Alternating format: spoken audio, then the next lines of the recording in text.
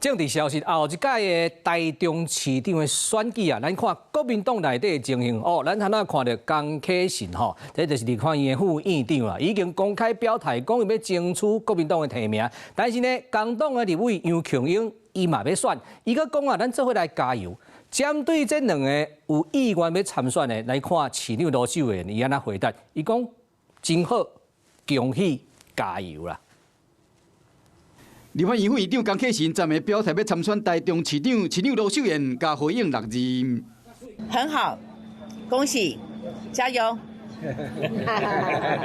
罗秀燕早起去学校，囡仔排咧甲欢迎。罗秀燕面带微笑，一个握手。两位党内同志拢要选市长，什么人接棒？罗秀燕的立场，各界拢真关心。江启臣强调讲，会争取党内提名，党要安怎做，伊拢尊重。党内的机制，这个就有劳党中央去废弃。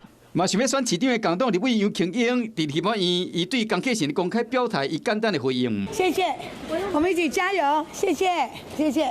面对这两个对手，民进党立委何欣纯安怎看？可能在等征召，等不到。那一旦要进入初选，那我想，就是他们的游戏规则。